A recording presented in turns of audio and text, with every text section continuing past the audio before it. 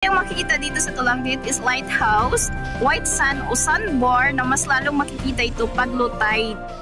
Ito ang mga amazing features tungkol sa Cebu dito sa Amazing Earth.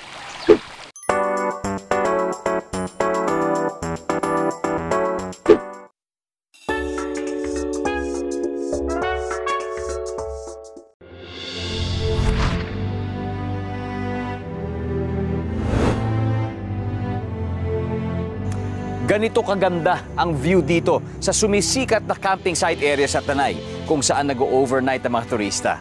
Kahit mag-brownout, okay lang kasi maraming facilities dito na solar-powered.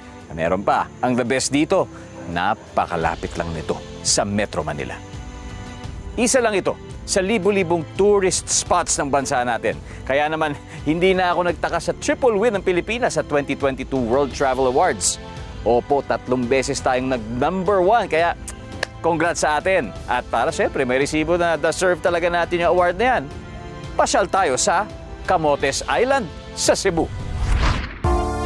Congrats Pilipinas! Panalo tayo sa 29th World Travel Awards. Nahirang tayo for the first time as the world's leading beach destination. At ito ang resibo, ang beach adventure ng vlogger na si Jovi Dano. Mula sa Camotes Island, Cebu. Hi mga kapuso! Ako si Jovi Danyo, kapatid ni Patani Danyo na naging bahagi ng Survivor Philippines. Ipinanganak kami dito sa San Francisco, Camotes Island. Ipapasyal ko po kayo rito. Tara, let's go! First stop, ang pinakamalawak na beach doon, kina Jovi. Nandito tayo sa Santiago White Beach, 1 kilometer white sand, public beach po ito, open sa lahat. Perfect po papasyalan. But wait, there's much more. Ito ang crown jewel sa lugar ni na Jovi.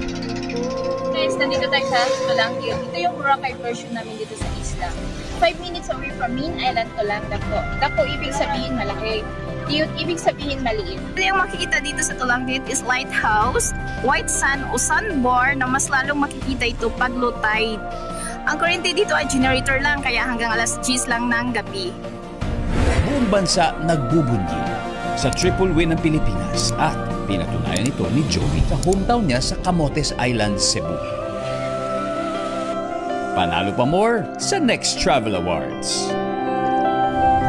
O di ba partida, 3 beach pa lang yan ha, pero kitang-kita na world class talaga ang ganda ng Pilipinas. Kaya sa mga kapuso nating on the go, tutukan nyo ang live stream ng ating programa sa official accounts ng GMA Network, pati na rin sa YouTube at Facebook. At mag-comment din kayo ha sa ating mga kwentong amazing.